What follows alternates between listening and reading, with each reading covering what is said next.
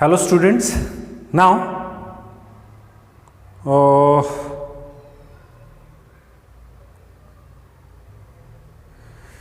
आज ट्रांसक्रिप्शन का protein synthesis का जो सेकेंड पार्ट है वो सेकेंड पार्ट हम लोग लेने वाले हैं।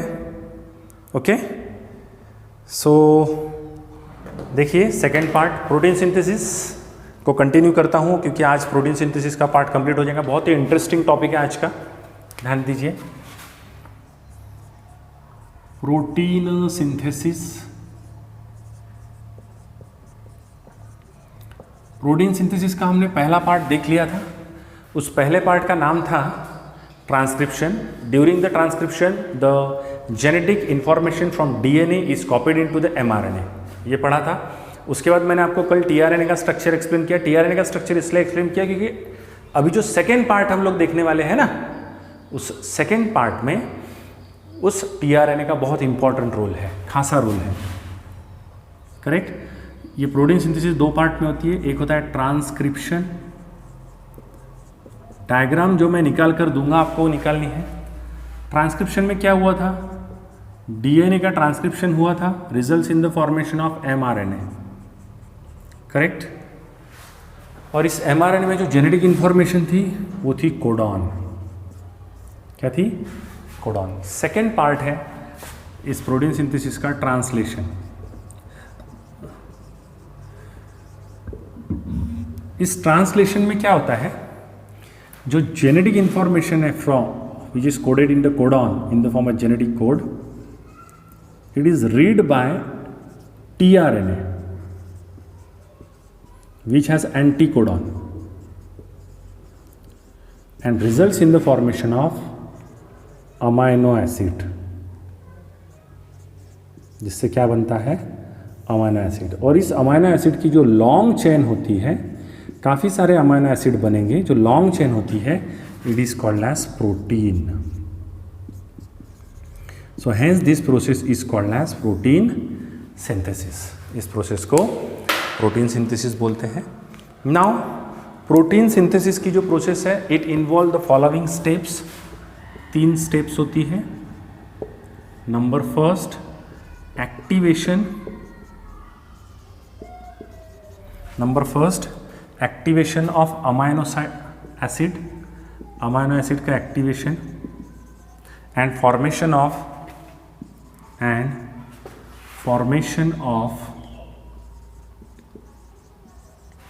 Amino acid tRNA complex. क्या बनता है, amino acid and tRNA complex. In presence of amino acid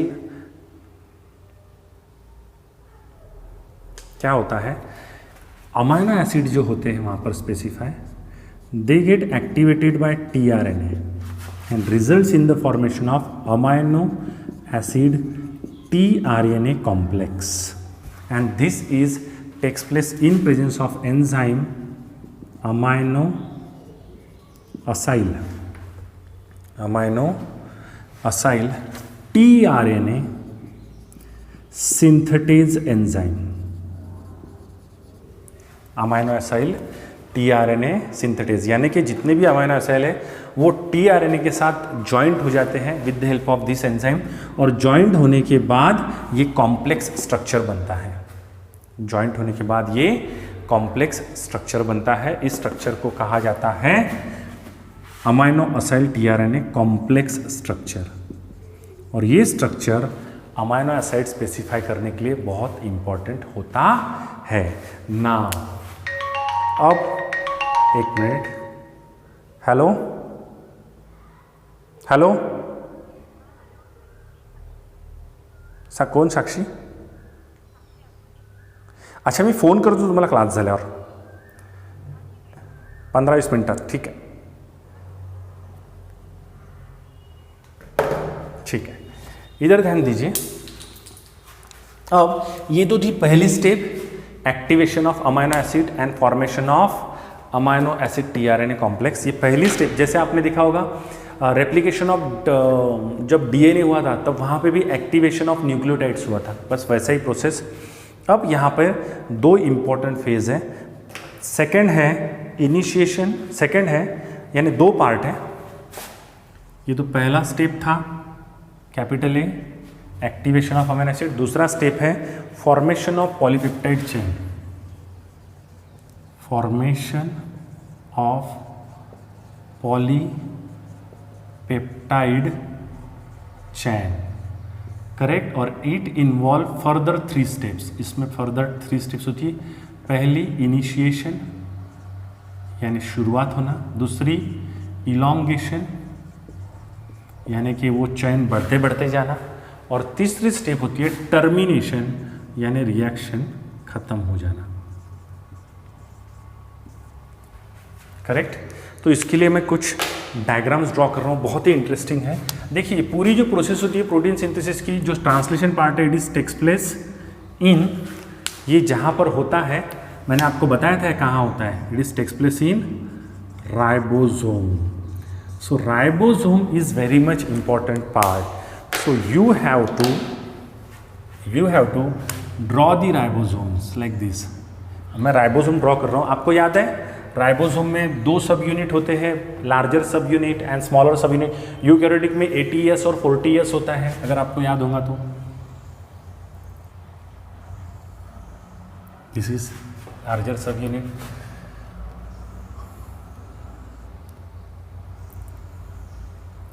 smaller sub unit, larger सब unit, smaller sub unit, correct. उसके बाद लार्जर सब यूनिट,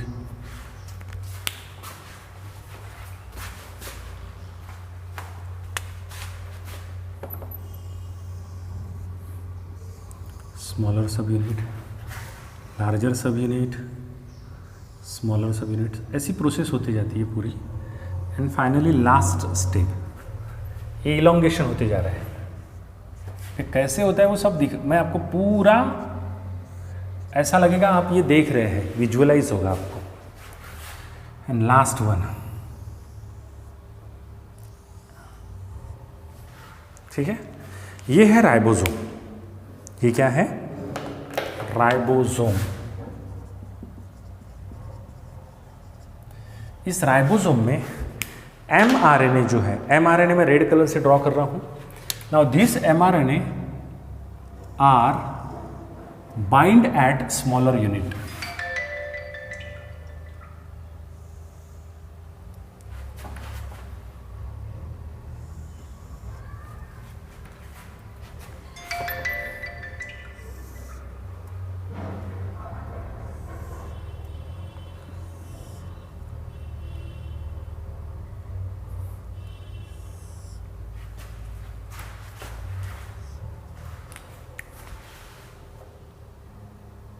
देखिए ये mRNA है, mRNA के ऊपर कोडॉन्स होते हैं इस तरीके से,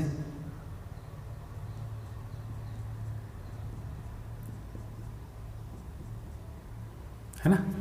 तो देखिए सबसे पहले जब प्रोसेस शुरू होती है तो मैंने आपको बताया था process of initiation is start from the starting codon. और स्टार्टिंग कोडॉन कौन कौन से होते हैं? Which are the starting codon? AUG होते हैं स्टार्टिंग कोडॉन्स, और AUC भी हो सकते हैं। तो AUG ये आपके स्टार्टिंग कोडॉन है। तो क्या होता है, इस स्टार्टिंग कोडॉन को tRNA आते हैं इधर से लाइक दिस,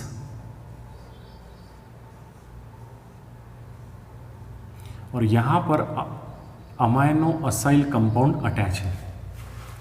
तो जैसे tRNA आते हैं ये एंटीकोडॉन इस कोडॉन के साथ बॉन्ड फॉर्म करते हैं, पेयरिंग करते हैं, और जैसे ये पेयरिंग पूरा हो जाता है ये एक्टिवेट हो जाता है। तो जिस साइड से ये आता है वो एंट्री साइट होती है, उसको क्या कहा जाता है? Entry site. नाउ यहां से आए, अभी इसने रीड किया, रीड करने के बाद जैसे मशीन में कपड़ा कैसे आगे सरकता है, अगर इसकी तीनों पेयर प्रॉपर हो गई, यहाँ पर जैसे मान लीजिए ये AUG है तो यहाँ पे क्या रहेगा tRNA के ऊपर UAC, ये इसको रीड करेगा, आगे जाएगा तो ये tRNA ऐसा बाहर निकल जाएगा, tRNA इधर आ जाएगा, इसने इसको रीड कर दिया, और ये भी आगे सरक जाएगा। और जब ये ठीक है,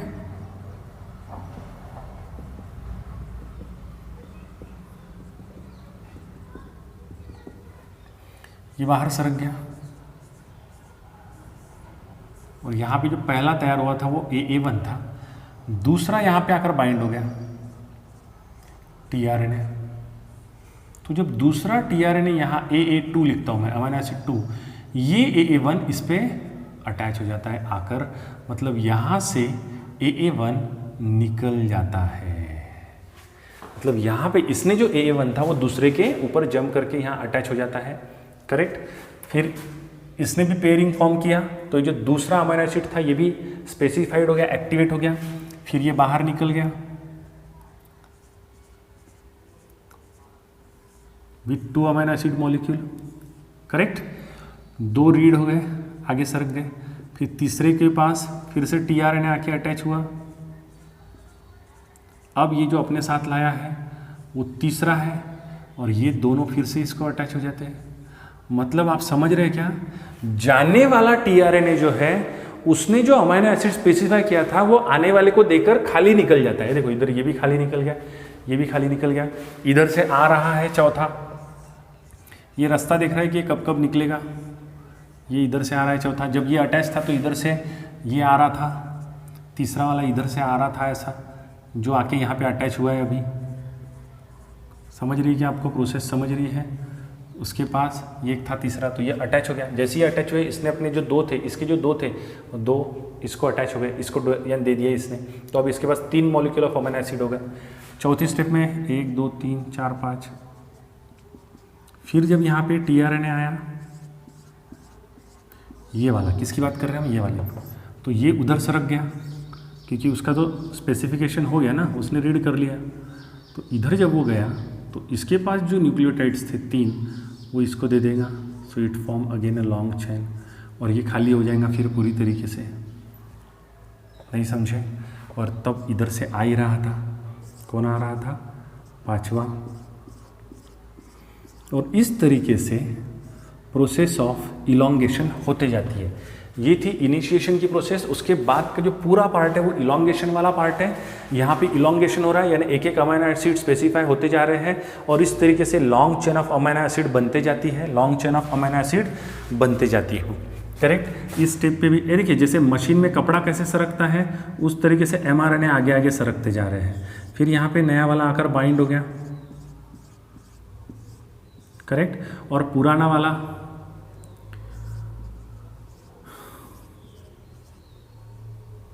और इस पुराने वाले के पास जितने भी होंगे यहाँ पे, जितने अभी पता नहीं कितने हैं क्योंकि बीच वाले स्टेप, वो सब वो इसको देके जाएगा। समझ में आ रहा है।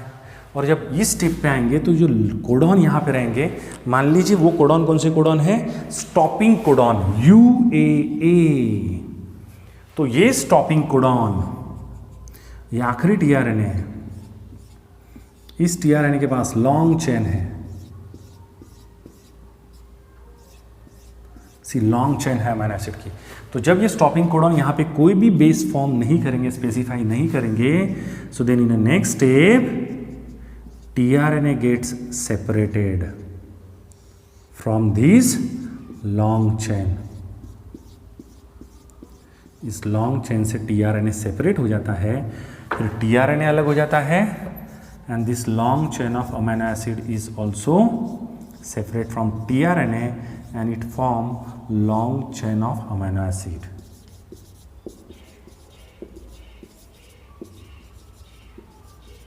And this process is called as protein synthesis.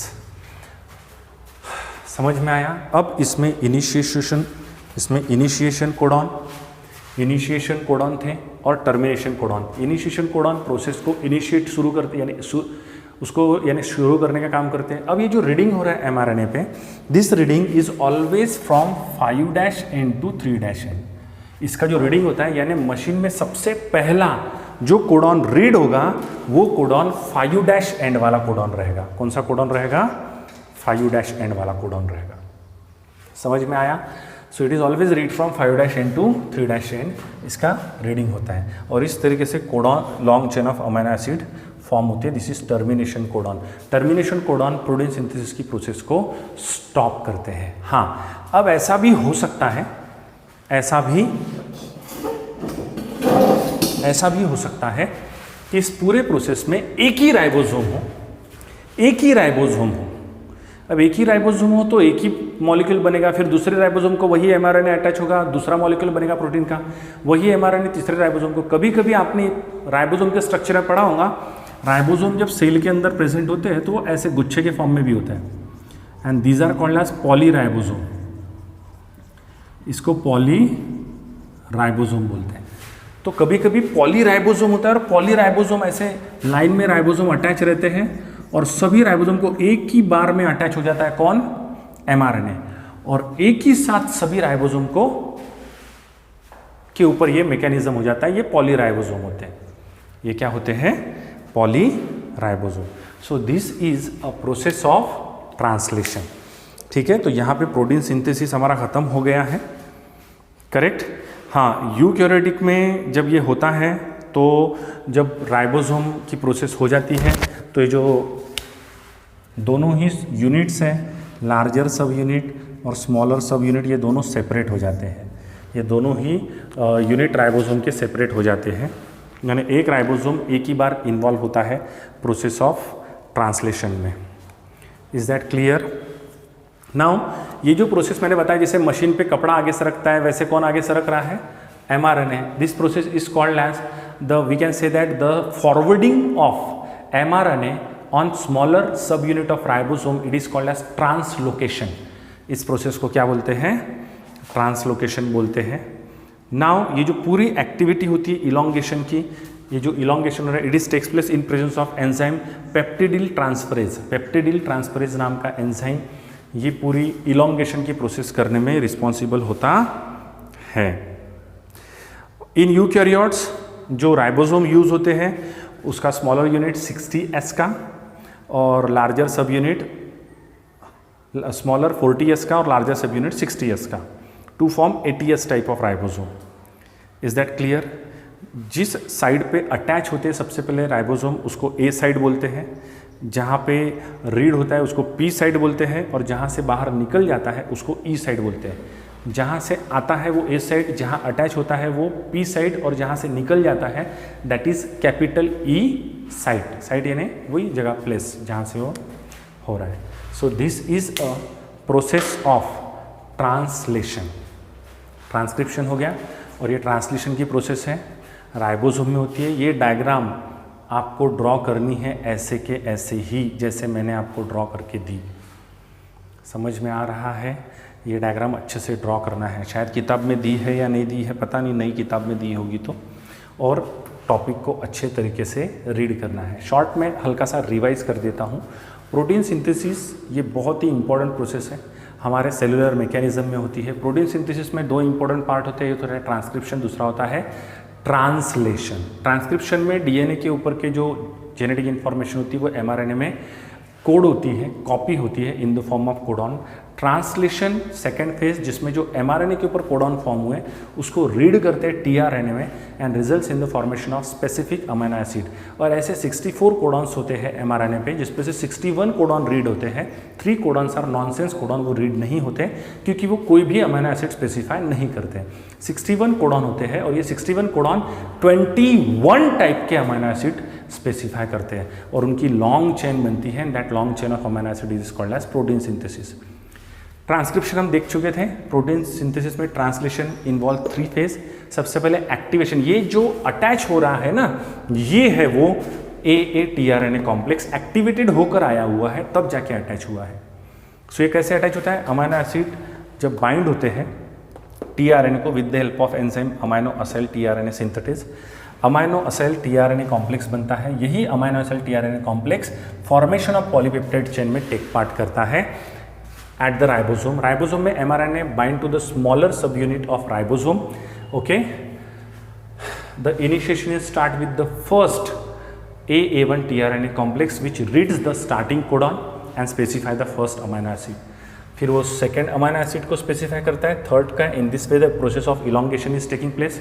पेप्टिडिल transferase नाम का एंजाइम रिस्पॉन्सिबल होता है इलॉन्गेशन के लिए, एट द एंड जब पूरे 61 कोडॉन रीड हो जाते हैं तो लास्ट में बचते होंगे 3 codon, that is nonsense codon. वो नॉनसेंस कोडॉन के पास जैसे आता है रीड नहीं होता है, तुरंत अमाइनो एसिड टीआरएनए से सेपरेट हो जाता है एंड प्रोटीन अलग हो जाता है, टीआरएनए अलग हो जाता है, और साथ ही साथ ये जो है 2 यूनिट्स ये भी सेपरेट हो जाते हैं। सो दिस कंप्लीट्स योर, मैंने आपको नोट्स भेजे थे ट्रांसक्रिप्शन और ट्रांसलेशन के, वो आप याद से पढ़ लेंगे। Reading is very important. That's all, this is sufficient for today.